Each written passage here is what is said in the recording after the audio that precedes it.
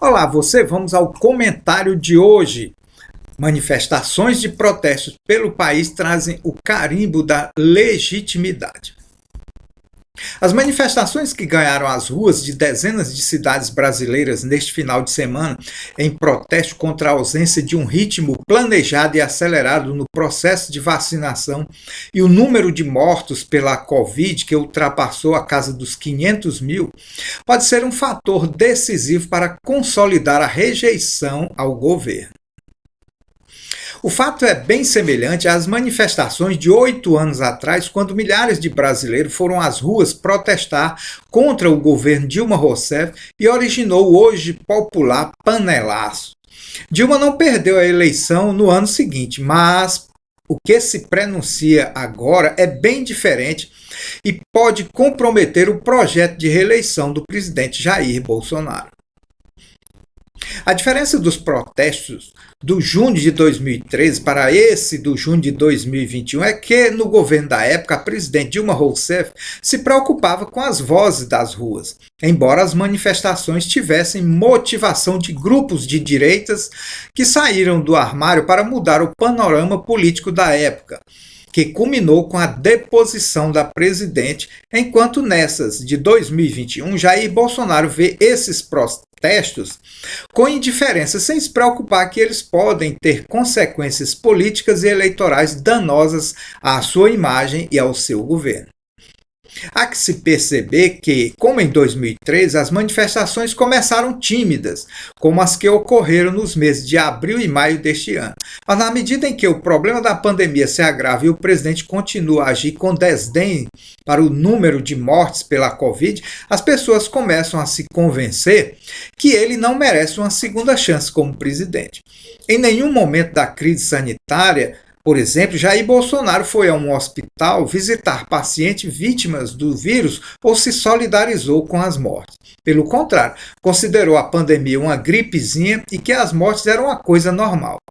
Ora, a indiferença de um governante a um problema que atinge a maioria da população, um caso de saúde pública, traz à tona o caráter dele. Com efeito, essas manifestações em protesto contra as mortes e a falta de imunização da maioria da população contra o vírus, quando alguns países já começam a diminuir as restrições ao uso de máscara, trazem o carimbo da legitimidade e podem fazer com que o povo tome sua decisão de tirar Bolsonaro do governo antes mesmo de a eleição chegar. É fato que o presidente deseja ser mantido no mandato por mais 4 anos. Porém, da forma como ele vem se conduzindo, mostrando sua incapacidade de liderar ou de fazer muito por seu povo, com certeza suas chances diminuem cada vez mais. Agora vamos às rapidinhas. Robert pensa na ideia de se lançar candidato ao governo. O desejo do vice-prefeito e secretário de Finanças da Prefeitura de Teresina, Robert Rios, em assumir o comando do PSB no Piauí, caso o seu presidente, o ex-governador Wilson Martins, troque o partido pelo MDB ou outra legenda no estado, tem um motivo. Robert está amadurecendo a ideia de se lançar candidato a governador do Piauí nas eleições de 2022. E para isso precisará de um partido, e o PSB, ao qual já está afiliado, seria o ideal, sem ter que sair por aí procurando uma nova sigla. Há 3 dias, Robert repreendeu a secretária de Economia Solidária, Jessi Fonseca, pelo fato de ela ter revelado um projeto de candidatura ao governo incentivado pelo Dr. Pessoa. Chegou a aconselhar ela a cuidar da secretaria. Wilson Martins, por sua vez, disse que não deixa o PSB e que, junto com Robert, vai continuar no partido. Charles Silveira é a novidade do PDT após visita de Lupe. Pelo menos para uma coisa, a visita do presidente nacional do PDT, Carlos Lupe, a Teresina serviu.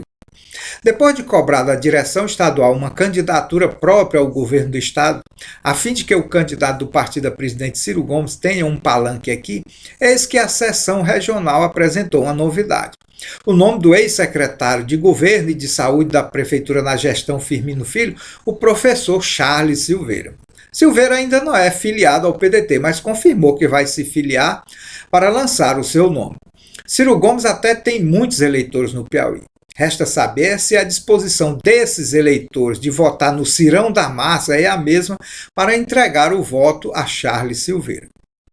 Disposição mesmo quem tem é o ex-secretário, mas para ser candidato. Indenização ao Estado pela venda da Cepisa não é certa. A justificativa dos 3 senadores do Piauí, Marcelo Castro, do MDB, Ciro Nogueira e Elmano Ferreira, ambos do PP, de terem votado a favor da medida provisória da venda da Eletrobras, pelo fato de que o Piauí vai receber uma indenização no valor de 260 milhões pela venda da Cepisa, não é convincente.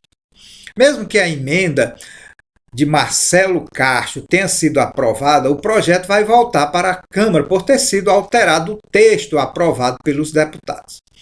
O governo ainda tem a chance de suprimi-lo do texto ou, em caso de ser mantido, vir a ser vetado pelo presidente. No entanto, a aprovação fez eles comemorado como se fosse uma vitória política. Amigos, por hoje é só. Muito obrigado e até a próxima.